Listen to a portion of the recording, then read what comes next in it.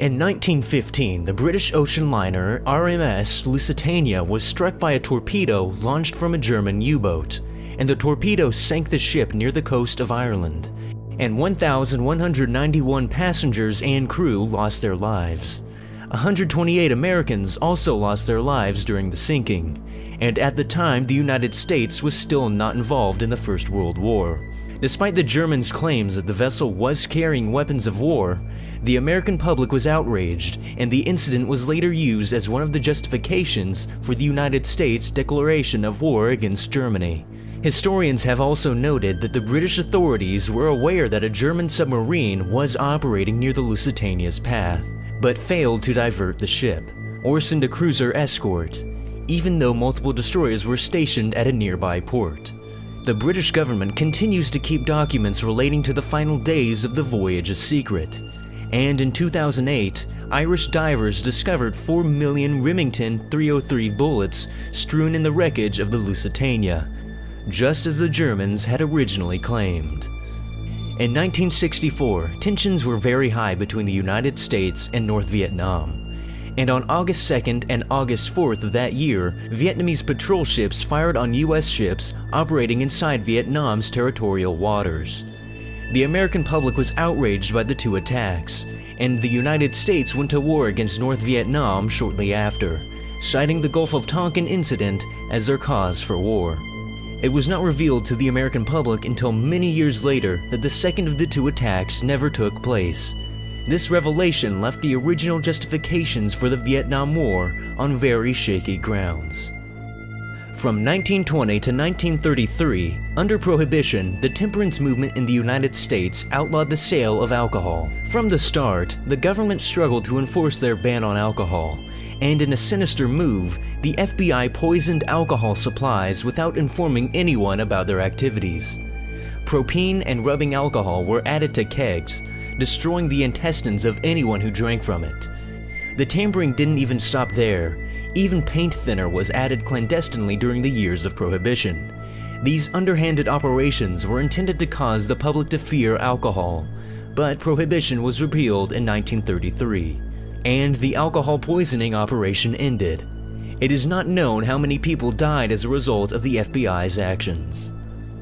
For most of the 20th century, asbestos was mass-produced by corporations seeking massive profits from the material. Asbestos was very effective, albeit dangerous material for insulation and soundproofing. It was well known among scientists and doctors that asbestos was probably very harmful. Even the ancient Romans were aware of the dangers of asbestos, with one account describing asbestos miners suffering from horrific lung problems. Regardless, from 1900 to 1981, a mass conspiracy was orchestrated by asbestos corporations to keep knowledge of the dangers of asbestos from the public at all costs. Campaigns were ordered to smear the reputation of anyone who dared to study the effects of asbestos on your health. None of the asbestos producers have ever admitted to any wrongdoing, and today, asbestos is banned in most areas of the world. From the 1950s to the 1970s, under Operation Mockingbird, the CIA actively began to control civilian media in the United States through bribery and coercion to control public opinion.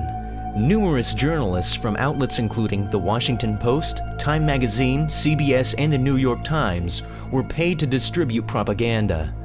At the height of the operation, even the National Student Organization was secretly guided by the CIA to meld college students' opinions.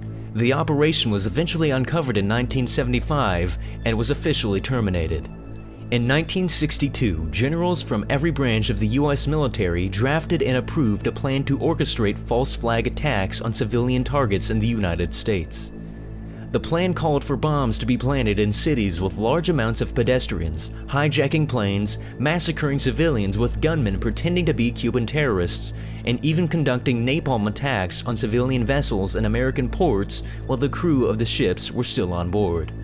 In all of these potential false flag attacks, evidence was to be planted to pin the blame on Cuba and Fidel Castro.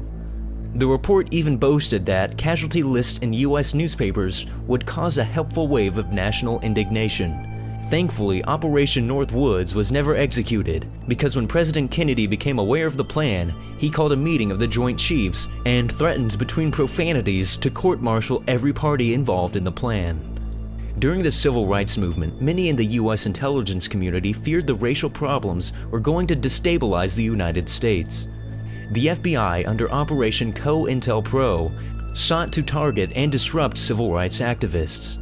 Under COINTELPRO, every black rights group was classified as hate groups and a threat to national security, and the FBI sought out to subvert and destroy them. The operation involved widespread illegal wiretapping, random arrests, and imprisonment of civil rights activists. In perhaps the most egregious act conducted under Operation COINTELPRO, the FBI bugged Martin Luther King's hotel rooms and attempted to break up his marriage. And after the FBI concluded their month-long campaign of surveillance and information gathering, they sent a terrible letter to Dr. Martin Luther King Jr. demanding that he commit suicide within 34 days. Between 1932 and 1972, the U.S. Public Health Service conducted an experiment on 399 black men in the late stages of syphilis.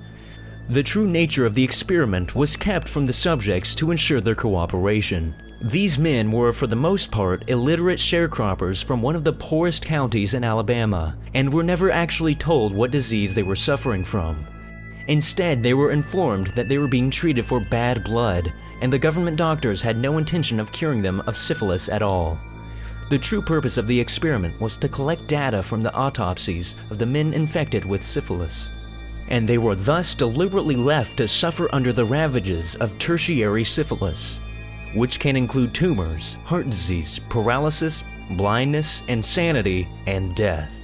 One of the doctors involved in the gruesome experiment explained, "We have no further interest in these patients until they die." The ethically unsound experiment continued for nearly 40 years until the whistle was finally blown.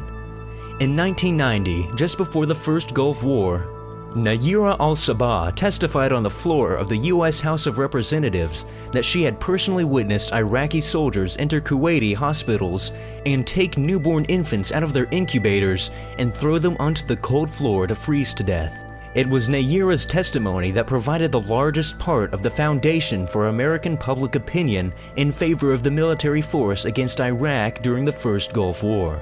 The CIA had paid her to lie, and even paid for her to attend acting classes to appear convincing. It was later revealed that the CIA was responsible for organizing the funds and advertisements to disseminate Nayirah's testimony. To accomplish this, the CIA enlisted the help of Hill & Knowlton, a global public relations corporation. 2 years later, John MacArthur of the New York Times discovered Nayirah was the daughter of the Kuwaiti ambassador to the United States, and that her story had been completely fabricated. The Iraqis did illegally invade Kuwait, but their soldiers never threw babies out of their incubators.